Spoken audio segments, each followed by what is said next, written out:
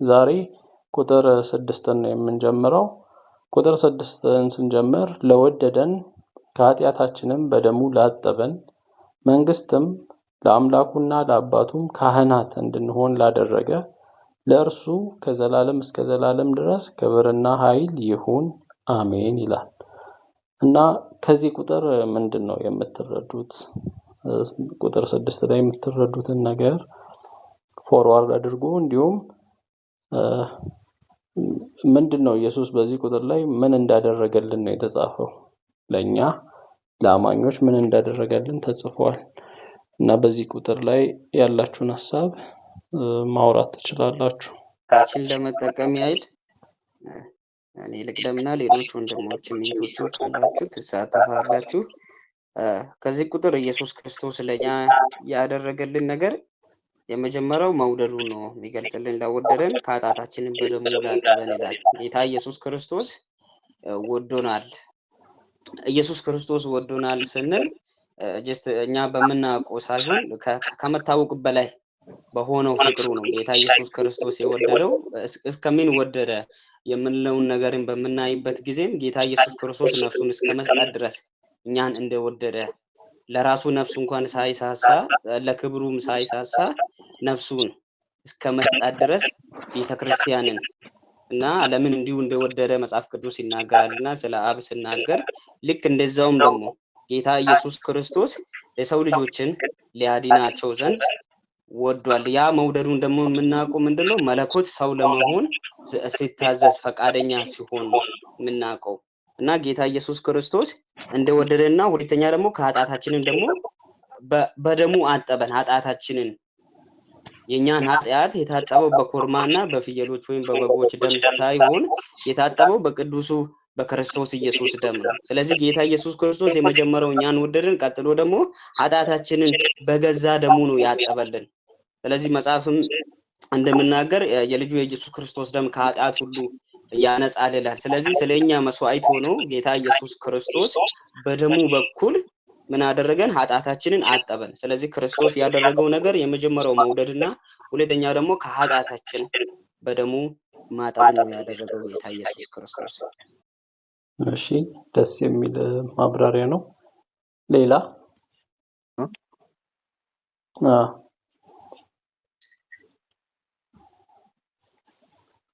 እሺ፣ ሌሎች እንድታወሩ ነበር እድልን የሰጠሁት። ምንድነው የሚለው? መንግስትም ለአምላኩና ለአባቱ ካህን ላደረገን ይላል። መጀመሪያ እዚህ ጋር ምን አደረገን ካለ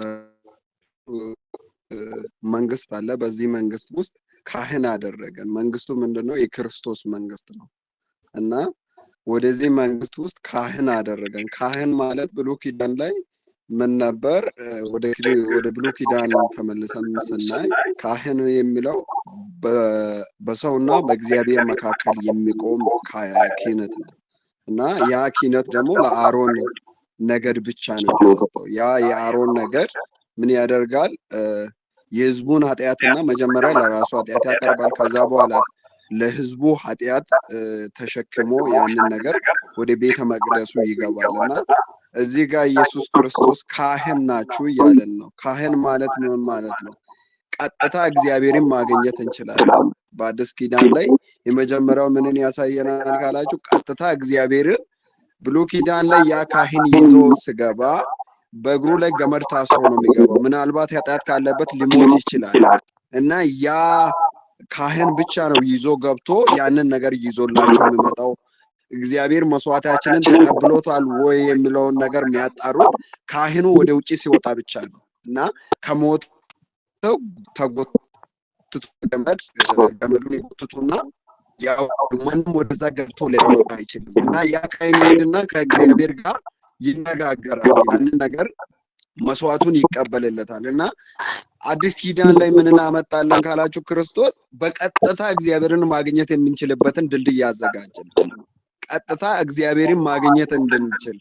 ስለዚህ ካህን ናችሁ ስትሉ ቀጥታ ግንኙነት ማድረግ ትችላላችሁ እያለ ነው የመጀመሪያው ነገር። ክህነት የመጀመሪያው ቀጥታ ማግኘት ይቻላል። ሁለተኛ እኛ ካህን ነን ስንባል ምን እያለን ነው? ካህን ነን ስንባል የስራ ጀመረው ብሉይ ኪዳን ላይ ለመጀመሪያ ጊዜ ለራሱ ኃጢአት ነው የሚያቀርበው። የራሱን ኃጢአት ያቀርባል። ሁለተኛ የህዝቡን ኃጢአት ያቀርብ ነበር። እዚህ ኪዳን ላይ ደግሞ አዲሱ ኪዳን ላይ የመጀመሪያውን በደላችንን ያጠፈነውን ነገር ቀጥታ የመጀመሪያው ከእግዚአብሔር ጋር መጨረስ እንችላለን። ወደ አብ መግባት ሆኖልናል ነው የሚለው መጽሐፍ ቅዱስ። እና ከአሁን በኋላ ሮሜ ላይ ስታዩ አሁን በኋላ ፍርሃት የለንም፣ ያንን ወደ አብ የምንገባበትን መንገድ እንዳገኘን ይናገራል ሮሜ መጽሐፍ ላይ። ስለዚህ ቀጥታ እናገኛለን። ቅድም ብሉይ ኪዳን ላይ ለራሱ የሚያቀርበውን እዚህ ላይ ደግሞ ቀጥታ እኛ ማግኘት እንችላለን። ያለ መስዋዕት ደም ሳይፈስ የፈሰሰው የክርስቶስ ደም ያ ቀጥታ ማግኘት እንድንችል አድርጎናል። ሁለተኛው ደግሞ ምን እንድናደርግ አድርጎናል? እኛ ታረቁ ብለን እንለምናለን ነው የምለው መጽሐፍ ቅዱስ ላይ ጳውሎስ ተጻፈው እና ታረቁ እንላችኋለን፣ ከዚህ እግዚአብሔር ጋር እንለምናችኋለን። የሰው ልጅ ሁሉ ይሄንን ያልተቀበለው ይሄንን ኢየሱስን ያላወቀውን ምን እንላለን? ታረቁ እንላችኋለን። ክህነታችን ምንድነው ካላችሁ ብሉይ ኪዳን ላይ የሰውን ስራ አይደል የሚገባው። እዚህ ኪዳን ላይ ደግሞ እኛ ይሄን የተፈወስነውን ከበሽታችን ያገገምነውን በሽታ ተፈውሰናል እንላለን። በየሰው ጋር እየሄደን እና እግዚአብሔር ይወድሃል፣ እንድትታረቀው ይፈልጋል፣ ስለዚህ ታረቅ ብለን እናውጃለን። እና የመጀመሪያው ካህን አደረገን፣ ክህነትን ሰጠን ይለናል። ሁለተኛው ደግሞ በዚህ መንግስት ውስጥ እንድንኖር ካህን ካደረገን በኋላ አብረን ነው የምንከብረው። ድል ከነሳው ጋር ወደፊት እናያለን። ድል ከነሳው ጋር በአባቴ ቀኝ ከኔ ጋር ይቀመጣል እያለ እና ይሄ ምድር ላይ ኢየሱስ መጥቶ የምነግስበትን ቦታ ለእኛም ለልጆቹ ያ ርስት የተገባ እንደሆነ ከኔ ጋር ከእርሱ ጋር እንደምንሆን ይናገራል። እና ይሄ የሚመጣው መንግስት እኛ ያለንበት የሺህ ዓመት መንግስቱ ክርስቶስ የሚገዛበት ለጥ ያለ ሰላም የሞላበት መንግስት ላይ እኛም ነግሰን ከእርሱ ጋር እንቀመጣለን የሚለውን ነው የሚያብራራው። እና የክርስቶስን ፍቅር ሙሉ በሙሉ የገለጠበት ቁጥር ነው ብዬ አስባለሁ። እሺ ጌዲ ጥሩ አብራርተሃል። ሌሎችም ተቀጥላላችሁ። በዚህ ቁጥር ላይ የሚገርም ቁጥር ነው። እንግዲህ ኢየሱስ ክርስቶስ ለኛ የሰራልንን ስራ ነው በዚህ በዮሐንስ ራእይ ላይ እየነገረን ያለው። ዮሐንስ የመጀመሪያው ለወደደን ነው እያለ ያለው፣ ወዶናል እና መውደዱን ደግሞ እንዴት አሳይቷል? ነፍሱን ለወዳጆቹ ከመስጠት ከዚህ የሚበልጥ ፍቅር ለማንም የለውም ይላል ኢየሱስ ክርስቶስ ራሱ። ከዚህ የሚበልጥ ነፍሱን ለወዳጆቹ ከመስጠት የበለጠ ከዚህ የበለጠ ፍቅር ለማንም የለውም። ኢየሱስ ክርስቶስ ነፍሱን እስኪሰጠን ድረስ ነው የወደደን እና መጀመሪያ ስለወደደን ነው መጥቶ ነፍሱን የሰጠን ማለት ነው። አንደኛ የአምላክነት ክብሩን ትቶ ራሱን ባዶ አድርጎ እሱ በእግዚአብሔር መልክ ሲኖር ሳለ ፊልጵስዩስ 2:6 የሚለው እርሱ በእግዚአብሔር መልክ ሲኖር ሳለ ነገር ግን የባሪያን መልክ ለብሶ በምስሉም ሰው ሆኖ ተገኝቶ ከሞትም የከፋውን የመስቀል ሞት ለዛ ሞት እንኳን ታዛዥ ሆኖ ራሱን ባዶ አድርጎ እንደተገኘ ነው ፊልጵስዩስ ላይ የሚነግረንና ከአምላክ ጋር እኩል ሆኖ እሱ የአምላክ ባህሪ እያለው ከአምላክ ጋር ያለውን መተካከል መቀማት እንደሚገባ ነገር ሳይቆጥር ያ ማለት መልቀቅ የለብኝም ብሎ ያንን የአምላክነት ስልጣኑን ወይንም ከእግዚአብሔር ጋር እኩል ሆኖ ያለውን ያንን መተካከል መልቀቅ እንደማይገባ ነገር ሳይቆጥር ራሱን አዋረደ፣ ራሱን ባዶ አደረገ፣ የባሪያን መልክ ያዘ። በእግዚአብሔር መልክ ሲኖር የነበረው የባሪያን መልክ ያዘ። እንግዲህ አስቡት ለእግዚአብሔር ሰው መሆን ምን ያህል ውርደት እንደሆነ። ያንን ያህል ነው የተዋረደው ነው። ምክንያቱም ሁሉን ቻይ ሁሉን አዋቂ የማይገደብ ያ አስፈሪ የሆነው አምላክ የሰው ልጆችን ለማዳን ሲል ሰው መሆን ነበረበት። እንደኛ ሰው እንደኛ ተራ ሰው መሆን ነበረበት እና ተራ ሰው ሆነ፣ የባሪያን መልክ ያዘ ነው የሚለው። ራሱን በራሱ ፈቃድ ባዶ አደረገ፣ ማንም ማስገድዶት ሳይሆን እና ራሱን ባዶ አድርጎ የመስቀል ሞት እንግዲህ ተመልከቱ። አምላክ ሆኖ ያለ አካል በመስቀል ላይ ሲሰቀል በፈጠራቸው ሰዎች እጅ እና በጣም ይሄ ልንረዳው ከምንችለው በላይ ነው። ሰው መሆኑ ራሱ ልንረዳው ከምንችለው በላይ ነው። አይምሮአችን አምላክ እንዴት ሰው ይሆናል? አምላክ እንዴት በሰው ስጋ ውስጥ በሰው ሰውነት ውስጥ ሊኖር ቻለ?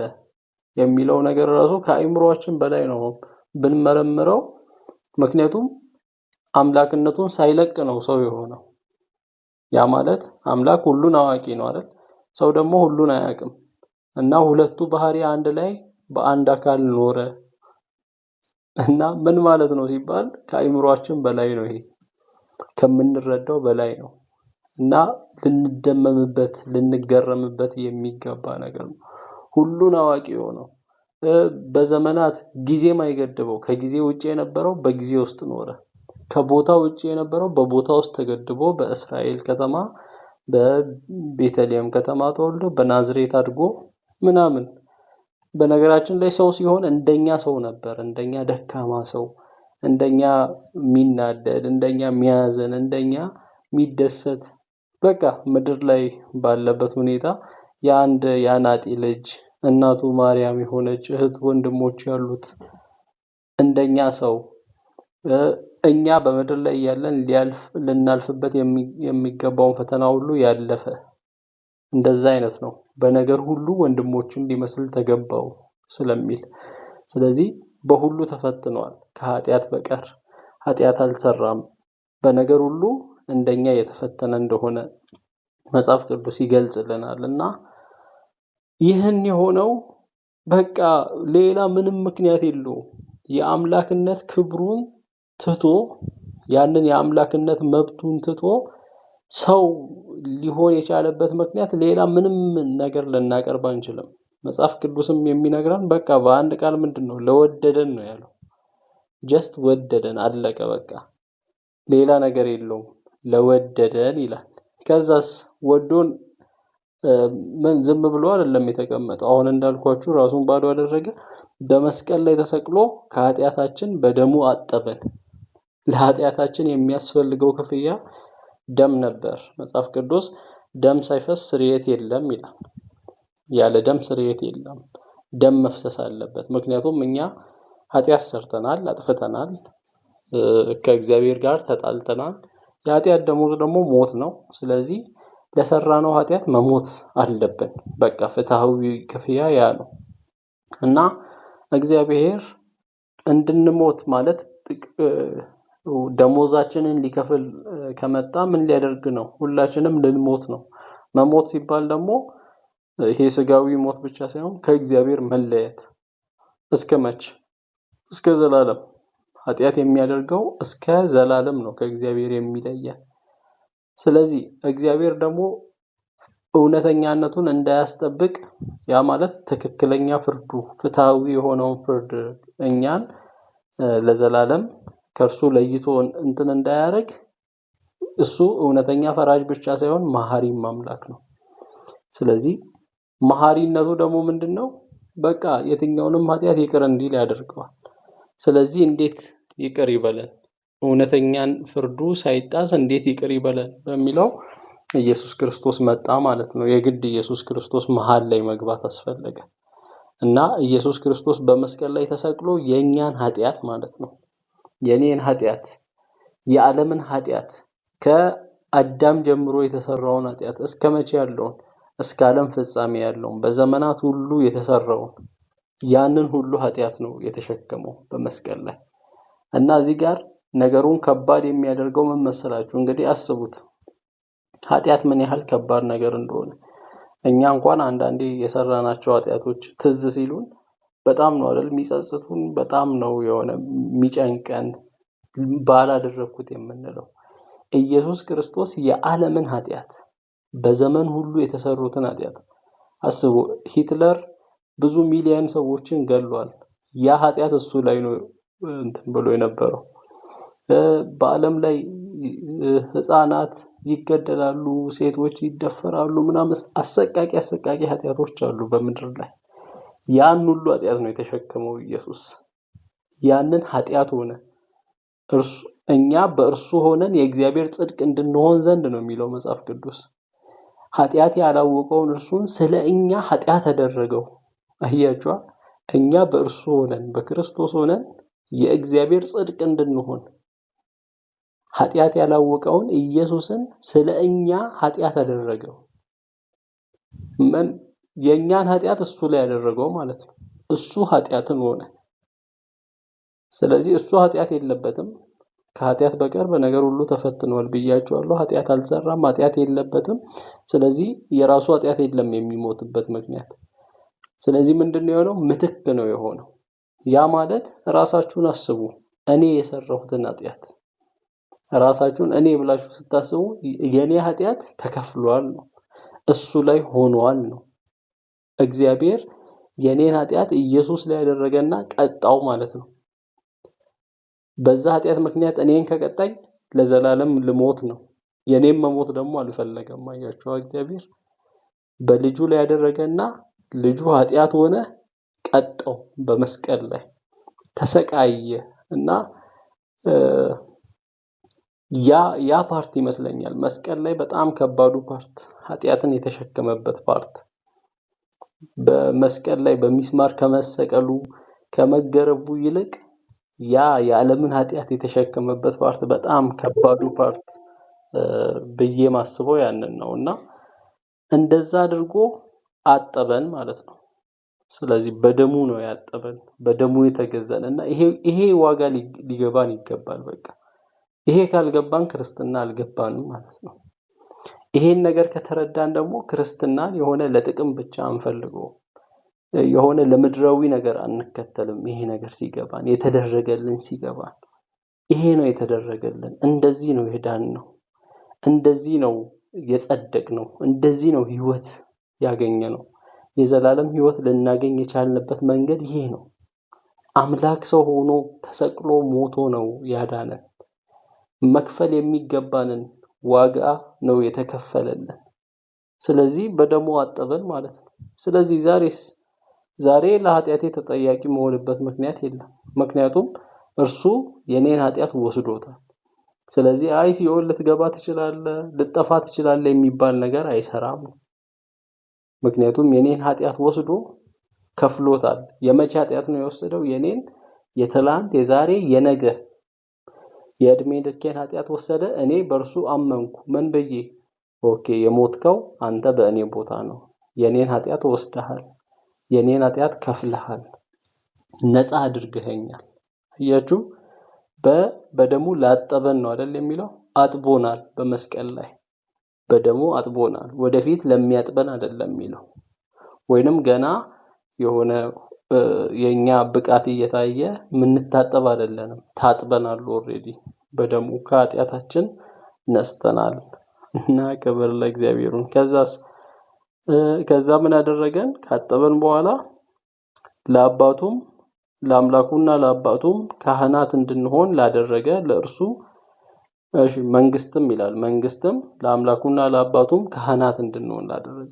መንግስት የሚለው አንዳንድ ትርጉሞች ንጉስ፣ ነገስታት ላደረገን ይላል፣ ኪንግስ ላደረገን ይላል እና ይሄ ቀደም ጌዲም እንዳወራው በዚህ የእግዚአብሔር መንግስት አለ። ኢየሱስ ክርስቶስ ራሱ እየሰበከ የመጣው የእግዚአብሔር መንግስት ቀርባለችና ንስሐ ግቡ እያለ ሲሰብክ ነበር። ሐዋርያው ማለት መጥምቁ ዮሐንስም ኢየሱስ ክርስቶስም ሲሰብክ ነበር እና መንግስት አለ፣ የእግዚአብሔር መንግስት አለ በምድር ላይ እየመሰረተ ነበር እና በሙላት ደግሞ ወደፊት የምትገለጥ የእግዚአብሔር መንግስት አለች። በዛ የእግዚአብሔር መንግስት ላይ ምንድነው? ከሱ ጋር መነክስ ነው ያደረገን።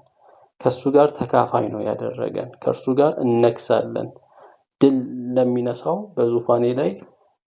በዙፋኑ ላይ በአባቴ ዙፋን ከኔ ጋር ይቀመጣል እያለ ያወራል እና መንግስት እንዲሁም ካህናት ጌዲ በደንብ አብራርቶታል። የክህንነትን ስራ በደንብ አብራርቶታል እና ዛሬ መጨመር የምፈልገው ዛሬ ሁላችንም በእግዚአብሔር ፊት እኩል ነን። አንዳንድ ሰው የሆነ የተለየ ሰው ያለ ይመስለዋል፣ የተለየ የእግዚአብሔር ሰው ያለ ይመስለዋል እና ከዚህ አስተሳሰብ መውጣት አለብን። እኔም ለእግዚአብሔር ልጁ ነኝ፣ አንተም ለእግዚአብሔር ልጁ ነህ። ሁላችንም እዚህ ጋር እኩል ልጅ ነን። ምናልባት ትጋታችን ሊሆን ይችላል እንጂ የሚለያየው አሁን ጳውሎስ የተጋበት መንገድና እኛ እየተጋን ያለንበት መንገድ ሊለያይ ይችላል እንጂ ልጆቹ ነን። ከልጅነት አንፃር እኩል ልጅ ነን ሁላችንም። ስለዚህ ወደ እግዚአብሔር በቃ ልጆቹ ስለሆነ ወላጅ እንኳን ልጆቹን በተቻለው መጠን በእኩል አይን ነው የሚያየው።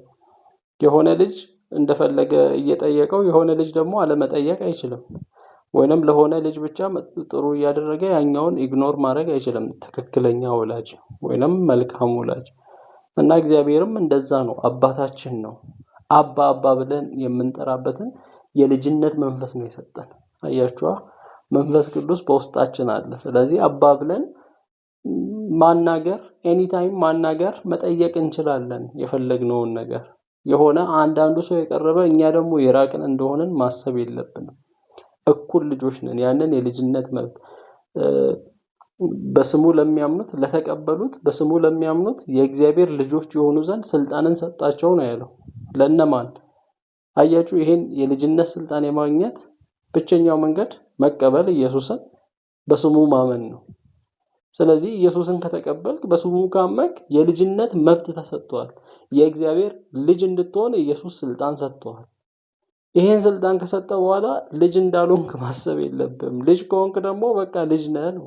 ሁላችንም ልጅ ነን እና ካህን አድርጎናል። እኩል ነን ሁላችንም።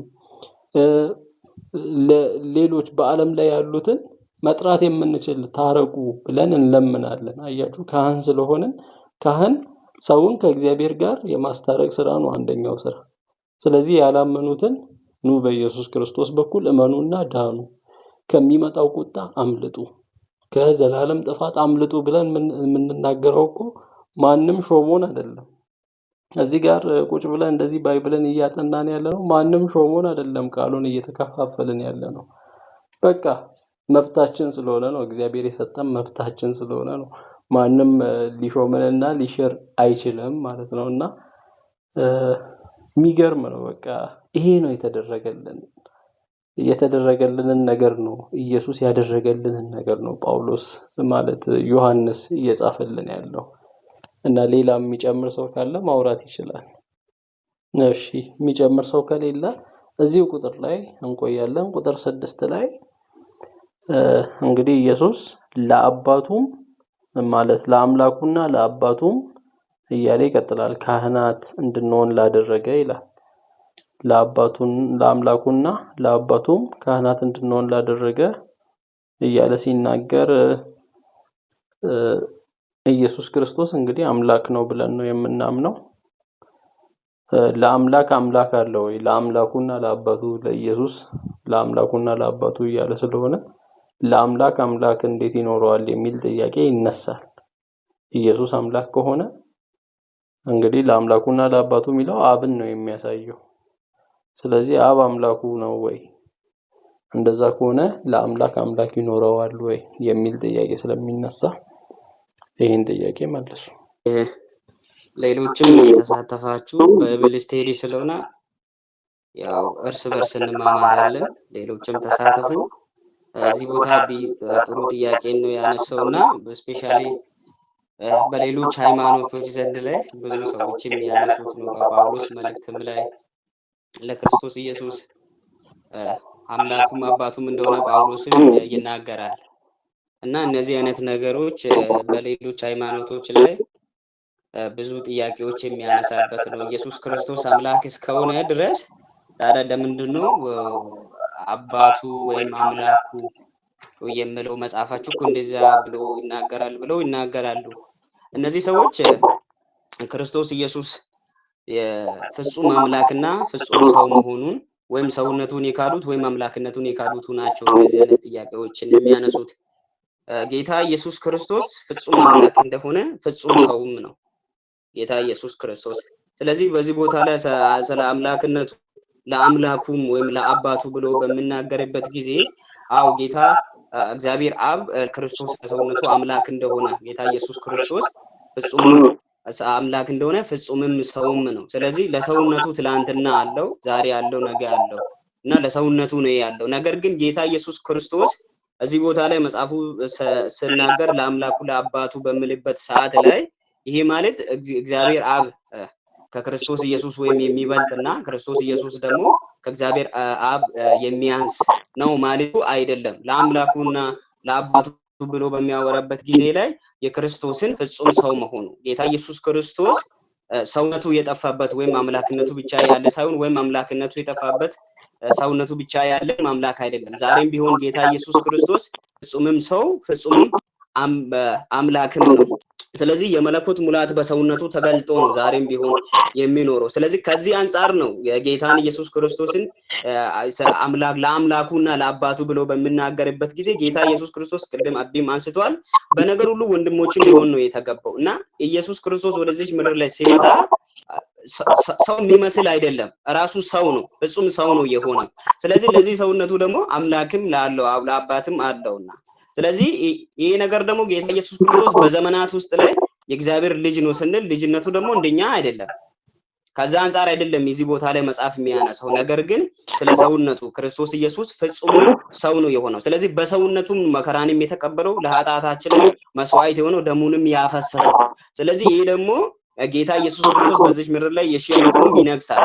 ስለዚህ ስለ ሰውነቱ ነው እያወራ ያለው እና ጌታ ኢየሱስ ክርስቶስ ፍጹም አምላክ እንደሆነ ፍጹም ሰው ነው። ያን ስለ ሰውነቱ ለማንሳት ስለፈለገ ነው። ጌታ ኢየሱስ ክርስቶስ ዛሬም የተለወጠ ወይም የተቀየረ አይደለም። ሰውነቱ አምላክነቱን ያጠፋ አምላክነቱም ሰውነቱን ያጠፋ አይደለም። ዛሬም ፍጹም ሰውም ፍጹም አምላክም የሆነ የመለኮት ሙላት ደግሞ በሰውነቱ ተገልጦ የሚኖር ስለሆነ ነው። ከዛ አንፃር ነው የሚያነሳው።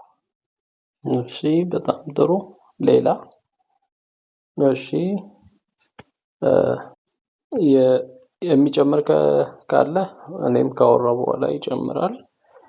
እንግዲህ ይሄ ጥያቄ የሚመለሰው የኢየሱስ ክርስቶስን ማንነት በማወቅ ሰው በመሆናችን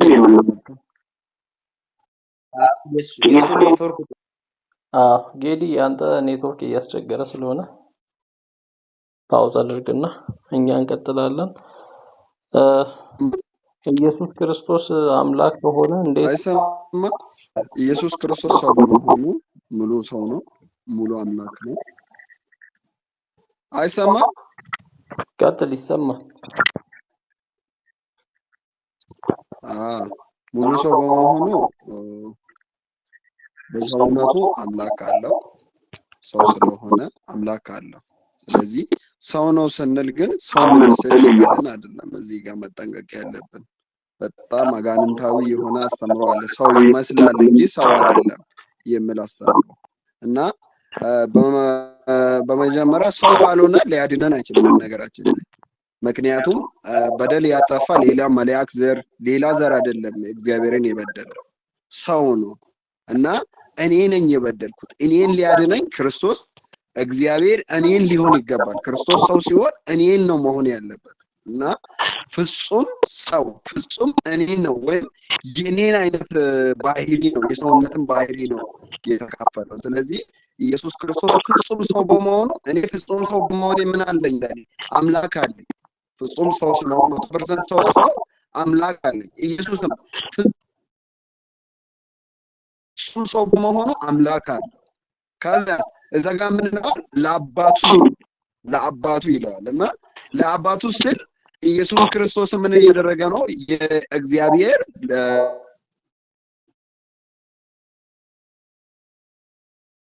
ለምን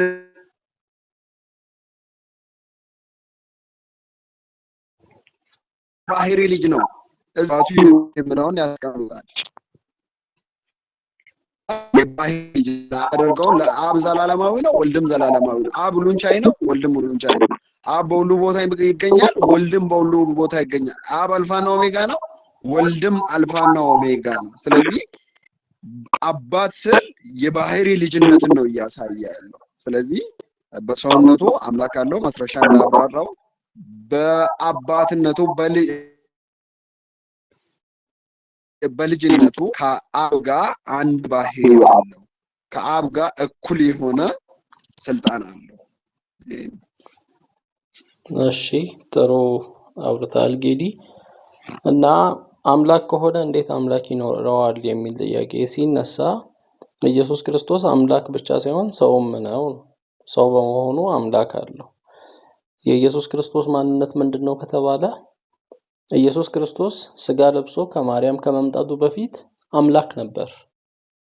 ምክንያቱም እዛ ፊልጵስዩስ 2:6 ላይ እርሱ በባህሪው አምላክ ሆኖ ሳለ ከእግዚአብሔር ጋር ያለው መተካከል መልቀቅ እንደማይገባ ነገር ሳይቆጥር ያንን መልቀቅ የለብኝም ሙጭጭ አድርጎ ይሄን መልቀቅ የሌለብኝ ነው አምላክነትን ብሎ መልቀቅ እንደማይገባ ነገር ሳይቆጥር ራሱን አዋርዶ የባሪያን መልክ ይዞ ነው የመጣው። ስለዚህ ራሱን አዋረደ፣ የባሪያን መልክ ያዘ፣ በምስሉም እንደ ሰው ሆኖ ተገኘ ከተባለ ምንድን ነበር ማለት ነው? መጀመሪያ ከዛ ከፍ ያለ ነበር ማለት ነው። ምን ነበር? በባህሪው አምላክ ሆኖ ሳለ ማለት ነው። ስለዚህ የሆነ የኢየሱስ ሕልውና ከማርያም ሲወለድ የጀመረ ሳይሆን ድሮም የነበረ ነው። በባህሪው አምላክ ሆኖ የነበረ ከእግዚአብሔር ጋር እኩል የሆነ ወይንም አቻ የሆነ ከእግዚአብሔር ጋር መተካከልን ስለሚል ከአብ ጋር እኩል የሆነ አምላክ ነው። አንደኛ። ሁለተኛ ሳይወለድ በፊት በመጀመሪያው ቃል ነበር ይላል ዮሐንስ 1:1። ቃልም በእግዚአብሔር ዘንድ ነበር፣ ቃልም እግዚአብሔር ነበር ብሎ ሲነግረን ያ ቃል ከእግዚአብሔር ጋር እንደነበር ወይንም ከአብ ጋር እንደነበር ያ ቃል የተባለው ራሱ ደግሞ እግዚአብሔር እንደሆነ ወይንም አምላክ እንደሆነ እና ሁሉ የተፈጠረው በዚህ ቃል በተባለው እና ሁሉ በእርሱ ሆነ ይላል። እርሱ ነው የሚለው ቃልን። የሆነ ቃል ሲባል ንግግር ብቻ ይሄ ማንነት የሌለው ስለራሱ ሕልውና የማያውቅ ቃልን ሳይሆን እግዚአብሔር የሆነ ቃልን ነው እየነገረን ያለው። እርሱ የሚባል ቃልን ነው። ሁሉ በእርሱ ሆነ ይላል። ዮሐንስ 1:18 ታች ወርደን ከላይ ምን ብሏል? ቃልም ከእግዚአብሔር ጋር ነበር ብሏል። 1:18 ታች ወርደን ስናይ ደግሞ ማንም እግዚአብሔርን ያየው የለም፣ በአባቱ እቅፍ ያለው አንድያ ልጁ የሆነው አምላክ እሱ ገለጠው ይላል። ኦኬ፣ አባት አለ፣ በአባቱ እቅፍ ደግሞ አንድያ ልጅ አለ። አያችኋ? አባት አለ። አባት አብ እግዚአብሔር ነው። በአባቱ እቅፍ ያለው ከእርሱ ጋር ያለው በቅርብ ግንኙነት ያለው በህብረት ያለው አንድያ ልጁ እሱ ራሱ አምላክ የሆነ ልጁ እሱ ገለጠው። ስለዚህ ልጁንም አምላክ ይለዋል ማለት ነው። አብ አለ፣ ልጅ አለ፣ አባትም አምላክ ነው፣ ልጅም አምላክ ነው። ሁለት አምላክ ነው ማለት ሳይሆን እዚህ ጋር አንድ የአምላክነት ባህሪ አለው ነው። ያ ማለት ለምሳሌ እዚህ ጋር ማስረሻ ሰው ነው፣ ፍጹም ሰው ነው፣ እኔም ሰው ነኝ። እዚህ ጋር ሶስት ሰዎች አለን እና እዚህ ጋር የሰውነት ባህሪ ሶስት ሆነ ማለት አይደለም። አሁን በሰውነት ከማስረሻና ከኔ ማን ይበልጣል ብዬ በጠይቃችሁ ያው ነው ሰው ነው የምትሉት። በሰውነት ማን ይበልጣል ከኔና ከማስረሻ ከኔና ከጌዲዮን ማን ይበልጣል ሲባል ያው ነው አንዱ የሰውነት ባህሪ ነው። እኔም ውስጥ ያለው ጌዲዮንም ውስጥ ያለው ማስረሻም ውስጥ ያለው። ስለዚህ እኛ ሶስት ሰዎች መሆናችን የሰውነት ባህሪን ግን ሶስት አያደርገውም። ስቲል አንድ ባህሪ ነው ያለው። እንደዛው ነው አብ አምላክ ነው፣ ወልድ አምላክ ነው ስንል ሁለት አምላክ አልሆነም እንዴ ሲባል አይ አንዱ የአምላክነት ባህሪ ነው። አብ ጋር ያለው ራሱ የአምላክነት ባህሪ ወልድ ጋር አለ። ለዛ አንድ አምላክ ነው ያለው። አንድ አምላክ ስንል አንድ የአምላክ ባህሪ ነው ያለው። አያችሁ፣ ሁለት ሶስት የሚከፋፈል አይደለም።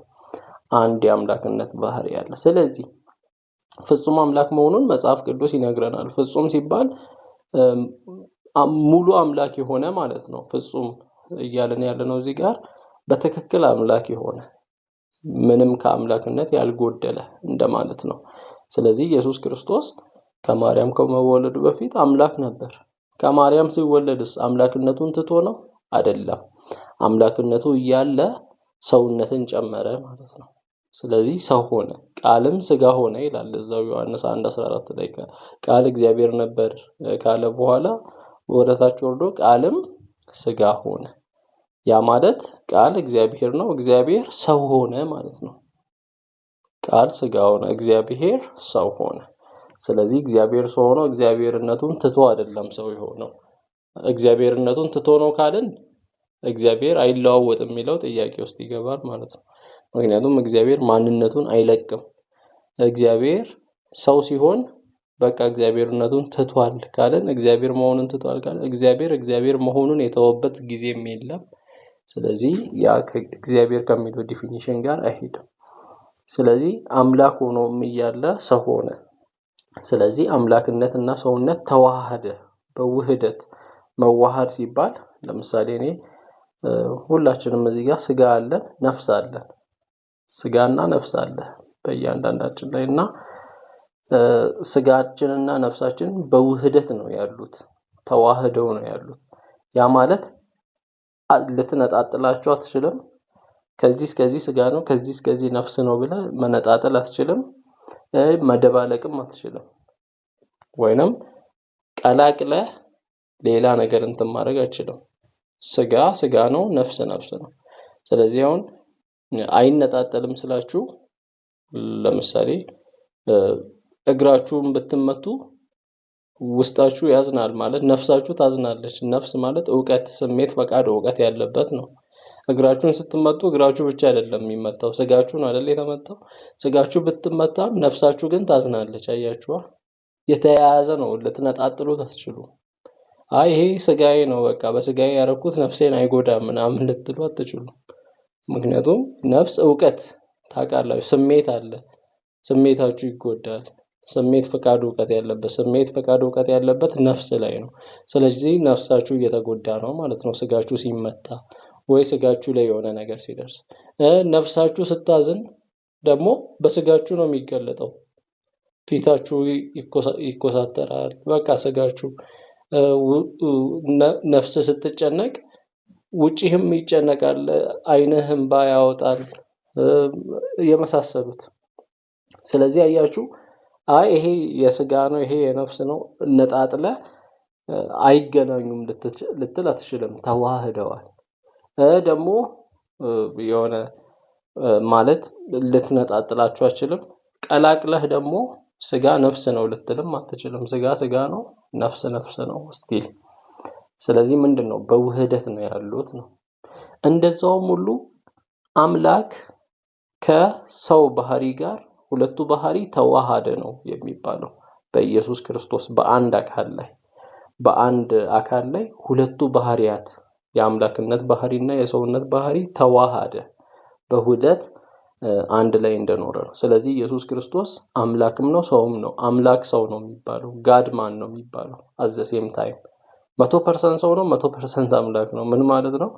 ከአምላክነት ወይንም ከአብ ጋር ካለው አምላክነት ያነሰ ነገር የለም ኢየሱስ ጋር፣ ወይንም ያነሰ አምላክ አይደለም። ከአብ ጋር እኩል አምላክ ነው። ከኔ ጋር ካለው ሰውነት እዚህ ጋር ካለን ከእያንዳንዳችን ሰው ነን አይደል? ከሰውነት የበለጠ ነገር የለም። ሰው ነው። በሰውነት የተለየ ነገር የለም። ከኃጢአት በቀር በነገር ሁሉ እኛን ነው የመሰለው። ሰው ነው እንደኛ የሚደክም፣ እንደኛ የሚሰማው፣ እንደኛ የተፈተነ። አያችሁ?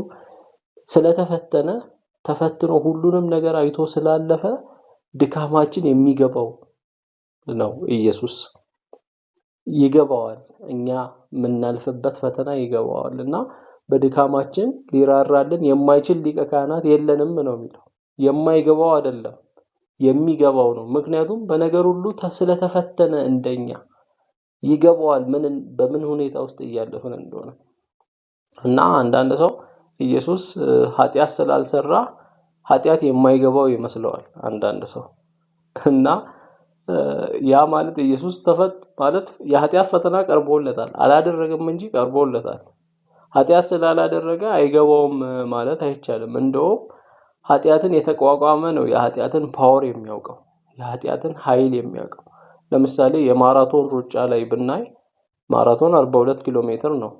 ሩጫ ይጀምሩና የሆነ ሮጠው የሚያቆሙ ሯጮች አሉ እና 10 ኪሎ ሜትር ሮጦ ደክሞት የሚያቆም አለ፣ አቅቶት የሚያቆም እና 42 ኪሎ ሜትሩን የሚሮጥ አለ። ከሁለቱ በጣም የሚያመው የትኛው ይመስላችኋል? በጣም የማራቶን ህመሙ የሚገባው 10 ኪሎ ሜትር ሮጦ ያቋረጠው ወይስ 42 ኪሎ ሜትሩን የጨረሰው? ግልጽ ነው። 42 ኪሎ ሜትሩን የጨረሰ ነው የማራቶን እያንዳንዱ ሩጫ፣ እያንዳንዱ እርምጃው፣ እያንዳንዱ ሚረግጣት ምን ያህል ህመም እንዳላት የሚያውቀው 42 ኪሎ ሜትሩን የጨረሰ ነው፣ ፉል የጨረሰ። ኢየሱስ ክርስቶስ እያንዳንዱን ኃጢአት ተቋቁሞ ያለፈ ነው። እኛ ገና ኃጢአት ሲቀርብልን ነው የምንወድቀው። የኃጢአትን ፓወር ብዙም አናውቅም። ብዙ የታገሰ ግን ብዙ ያውቃል ህመሙን። እና ኢየሱስ ክርስቶስ ሁሉንም ኃጢአት ተቋቁሞ ስላለፈ ያውቃል አያችሁ፣ ይገባዋል ህመሙ። የኃጢአት ህመሙ በጣም ከፍ ብሎ ያለው እሱ ላይ ነውና ክብደቱን ያውቀዋል። ለዛ ማይራራ ሊቀ ካህን አይደለም ያለን፣ የሚራራ ይገባዋል። አያችሁ፣ ይረዳል። ዛሬ እኛ የምንደክመው ድካም፣ ዛሬ እኛ የምናጠፋው ኃጢአት ዛሬም በድለ ትመጣለህ እንዴ ምናምን አይለንም። አንዳንዴ እንደዛ ይመስለናል። ኃጢአት ደጋግመን ስንሰራ ወይኔ ምን ይለኛል ዛሬስ ምናምን እንላለን። እርሱ ግን ምንድነው መጽሐፍ ቅዱስ ያለው? እንግዲህ ምህረትን እንድንቀበል በሚያስፈልገን ጊዜ የሚረዳን ጸጋ እንድናገኝ ወደ ጸጋው ዙፋን በእምነት እንቅረብ ነው። አያችሁ፣ በእምነት እንቅረብ። ሕያው ቃል ምን ይለናል? ያለ ፍርሃት እንቅረብ ይላል። ስንደክም ያለ ፍርሃት እንድንመጣ፣ በቃ የሆነ ፈርጠን ወደ ኋላ እንድንቀር አይደለም። ወይኔ ዛሬ ሳጥፍቼ የዛሬውስ በዛ አይ ደጋገምኩት ብለን እንድንፈራ አይደለም። ያውቀዋል ኢየሱስ ክርስቶስ፣ ይገባዋል። ስለዚህ ያለ ፍርሃት ኑ ነው ዛሬ ምህረትን እንድንቀበል፣ ጸጋን እንድንቀበል፣ ወደ ጸጋው ዙፋን እንድንቀርብ ነው የተነገረን። ይገባዋል ነው። እንደኛ ሰው ነው እና በቃ እንደኛ ተራ ሰው ነበር። ተራ ቤተሰብ ውስጥ ነው ያደገው። ከሰውም ድሃ የሆነ ቤተሰብ ውስጥ እንዳደገ ነው የምናውቀው። ስለዚህ ይገባዋል ኢየሱስ ክርስቶስ። ስለዚህ ሙሉ ሰው ነው፣ at the same time ሙሉ አምላክ ነው።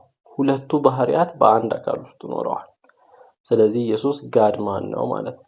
ስለዚህ ይሄንን የኢየሱስ ክርስቶስ ማንነት ከተረዳን እኔ ሰው ሆኜ አምላክ አለኝ አይደል? ኢየሱስ ክርስቶስም ሰው ሲሆን አላማኝ ወይንም እምነት የሌለው ሰው አይደለም የሆነው፣ አምላክ ያለው ሰው ነው የሆነው። ስለዚህ አብ ለኢየሱስ ሰው በመሆኑ አምላኩ ነው። አብ ለኔ እዚህ ጋር ላላችሁ ለእናንተ አምላክ እንደሆነ ለኢየሱስ ሰው በመሆኑ አምላኩ ነው። ከዛ ደግሞ አባቱም ነው። አባት ነው ሲባል እኛ በኢየሱስ አማካይነት ልጁ የአብ ልጅ ሆነናል። አባ ብለን የምንጠራበት የልጅነትን መንፈስ አግኝተናል።